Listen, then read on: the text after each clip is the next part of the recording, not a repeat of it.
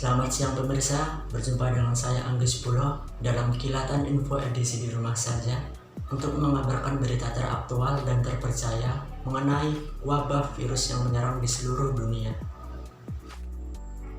Corona atau COVID-19 ini mulai merebak di Wuhan, Cina sejak Desember tahun 2019. Virus corona sampai saat ini masih menjadi topik utama di seluruh dunia, bahkan di Indonesia. Dampak dari kedatangan virus ini tidak hanya pada kesehatan, tetapi juga pendidikan, ekonomi, serta politik. Jumlah orang yang positif terjangkit virus corona dan jumlah kematian karena corona ini masih terus meningkat di berbagai negara. Pemerintah di berbagai negara punya cara masing-masing dalam menangani kasus corona ini. Berbicara sedikit mengenai informasi perkembangan corona di Vietnam, dan sekarang kita sudah terhubung dengan Khairul Huda yang akan menyampaikan dengan jelas. Dilansir dari liputan6.com, Vietnam melewati masa sulit pandemi corona dengan baik. Lockdown yang diberlakukan berhasil menahan jatuhnya korban jiwa. Aturan ketat pun masih diberlakukan hingga saat ini. Vietnam mampu mencuri perhatian dunia karena keberhasilan lockdown menghadapi virus corona. Padahal negara ini berbatasan langsung dengan Cina, yang notabene adalah diduga sumber kuat dari penyebaran virus corona. Lalu, apa kunci keberhasilan Vietnam dalam menghadapi pandemi ini? Menurut Duta Besar Republik Indonesia untuk Vietnam, Ibnu Hadi, pemerintah setempat berhasil mengambil respons cepat sehingga virus corona bisa dibendung.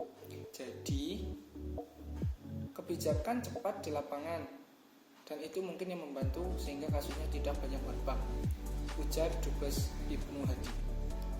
Berikut beberapa jurus jitu yang dilakukan Vietnam dalam hal ini pemerintah dalam menghadapi virus corona. Pertama, pemerintah Vietnam tidak meremehkan adanya virus corona. Yang kedua, identitas yang terinfeksi oleh virus corona akan cepat terungkap dan selalu diungkap. Yang ketiga, pemerintah bisa melakukan koordinasi dengan baik. Sistem pemerintahan di Vietnam sangat sentralis sehingga pusat bisa cepat mengambil keputusan. Yang keempat, rakyat bisa tertib dan patuh akan aturan yang diberlakukan. Yang kelima, pemerintah mengikuti saran WHO sebagai organisasi kesehatan dunia. Baik, terima kasih Khairul Huda yang sudah menyampaikan berita mengenai corona dari Vietnam. Tak hanya di negara Vietnam, Korea Selatan pun memiliki cara tersendiri. Baik, sudah terhubung dengan Ida yang akan melaporkan. Baik, terima kasih Angge. Korea Selatan dinilai sukses dalam membendung virus corona. Meskipun negara ginseng tersebut sempat menjadi salah satu negara dengan kasus virus corona tertinggi setelah Cina, Presiden Korea Selatan Moon Jae-in sempat tersandung dalam tanggapan awal mengenai pandemi corona ini. Sama seperti sejumlah pemimpin dunia lainnya, ia sempat memprediksi bahwa virus corona tidak akan terjadi lama, namun kemudian terdapat lonjakan kasus virus corona di Korea Selatan beberapa hari setelahnya. Penurunan tajam penyebaran virus corona di Korea Selatan sendiri pun dinilai dapat terjadi berkat fokus pemerintah pada pengujian massal dan juga isolasi orang-orang sakit untuk menahan klaster virus corona. Berhasil melewati puncak penyebaran dan juga menekan angka penularan. Hingga nihil kasus baru untuk beberapa waktu terakhir, Korea Selatan membeberkan strategi mereka dalam menanggulangi pandemi virus corona. Perwakilan Korean Foundation untuk urusan diplomasi kesehatan, Dr. Young Mi-ji menuturkan bahwa Korea Selatan sudah mulai mempersiapkan langkah penanganan dan juga menghitung kebutuhan logistik negara dalam menghadapi virus corona ini sekitar awal Januari 2020 lalu. Korea Selatan pun mengkonfirmasi kasus virus corona untuk pertama kalinya pada awal Januari 2020. Dalam webinar yang digagas Center for Strategic and International Studies, Ji menuturkan bahwa pemerintahan Korea Selatan sudah mulai membentuk komisi pusat darurat terkait corona pada 3 Januari 2020. 3 hari setelah dibentuknya, komisi tersebut langsung melacak pasien-pasien dengan penyakit gangguan pernapasan yang merupakan salah satu gejala dari virus corona ini dan juga memiliki riwayat penyakit dan juga memiliki riwayat perjalanan dari Cina. Setelah terkonfirmasinya kasus virus corona untuk pertama kalinya di Korea Selatan, Ji mengatakan pemerintahan Presiden Moon Jae-in langsung menetapkan zona khusus bagi setiap wilayah klaster penularan corona. Contohnya seperti di kota Daegu.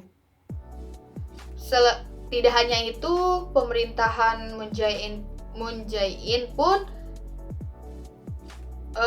memutuskan dan mengambil kebijakan yakni pemeriksaan corona massal bagi masyarakatnya, terutama di wilayah zona khusus. Selain itu, pemerintahan Korea Selatan pun terus-menerus memperbarui data statistik mengenai korban virus corona dan angka kematian akibat virus corona serta wilayah klaster daerahnya kepada masyarakat melalui pesan singkat.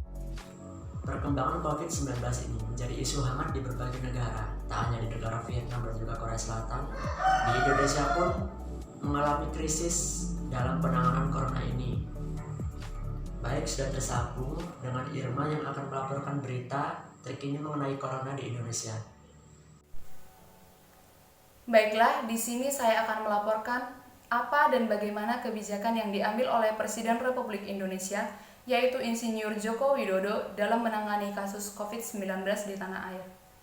Sebelumnya, saya juga akan melaporkan bagaimana perkembangan kasus COVID-19 di Indonesia saat ini. Seperti yang dikutip dari berita harian Kompas.com 9 Mei 2020, terdapat 533 penambahan kasus di Indonesia dari seluruh rumah sakit. Dengan adanya penambahan ini, maka total 13.645 kasus positif COVID-19 di tanah air. Berdasarkan catatan harian Kompas.com, ini merupakan penambahan kasus COVID-19 terbanyak selama perjalanan kasus COVID-19 di tanah air. Dalam situasi ini, pemerintah tentunya tidak tinggal diam dan selalu mengambil sikap dalam permasalahan ini serta mengimbau masyarakat untuk tetap waspada dan mematuhi semua protokol dari pemerintah. Adapun kebijakan-kebijakan yang dicetuskan oleh Presiden Republik Indonesia diantaranya ialah 1. Pembatasan sosial berskala besar. Meski sebelumnya sudah mengimbau masyarakat untuk menjarakan sosial dan fisik, namun Presiden Jokowi merasa pemberlakuan imbauan tersebut harus diperluas dan dipertegas.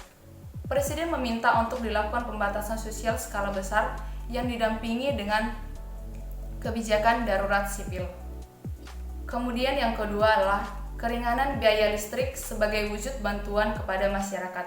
Pemerintah menggratiskan beban listrik bagi konsumen PLN dengan daya 450 volt ampere selama 3 bulan ke depan terhitung mulai April, Mei, dan Juni.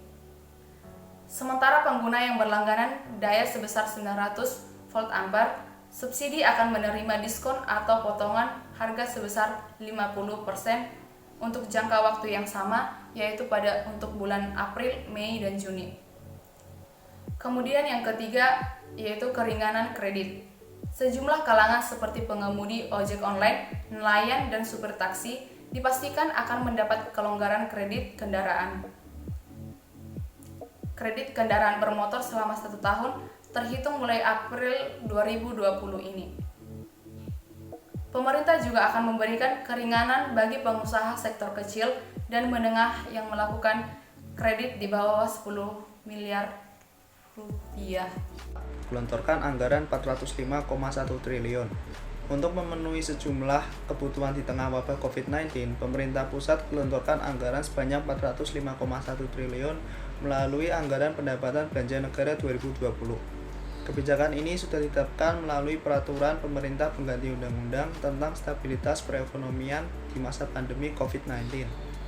Anggaran bidang kesehatan akan diprioritaskan untuk perlindungan tenaga kesehatan, terutama pembelian APD, pembelian alat-alat kesehatan seperti test kit, regen, ventilator, dan lain-lain, dan upgrade rumah sakit rujukan termasuk wisma atlet, intensif dokter, perawat, dan tenaga rumah sakit, serta santunan kematian tenaga medis, serta penanganan permasalahan kesehatan lainnya. kata Jokowi Selasa 31 Maret 2020. Setidaknya 75 triliun akan diarahkan untuk belanja di sektor kesehatan, 70,1 triliun untuk insentif perpajakan dan stimulus kredit usaha rakyat, dan 110 triliun akan dialokasikan untuk perlindungan sosial. Lainnya akan digunakan untuk pembiayaan program pemulihan ekonomi nasional. 5. Larangan mudik. Pada awal April, Presiden Joko Widodo memutuskan tidak akan melarang mudik. Hal ini disampaikan dalam rapat terbatas dalam 2 April 2020. Kendati demikian, pemerintah pusat tetap menyerukan anjuran untuk tidak mudik. Apabila masyarakat tetap mudik, maka harus melakukan karantina mandiri selama 14 hari dan masyarakat yang pulang kampung tersebut berstatus orang dalam pemantauan atau ODP. Berselang 19 hari kemudian, Presiden Joko Widodo memutuskan untuk melarang mudik 2020 dalam rapat terbatas pada 21 April 2020. Larangan mudik efektif diberlakukan mulai Jumat 24 April hingga 31 Mei 2020. Lalu lintas orang keluar dan masuk wilayah Jabodetabek pun juga tidak diperbolehkan.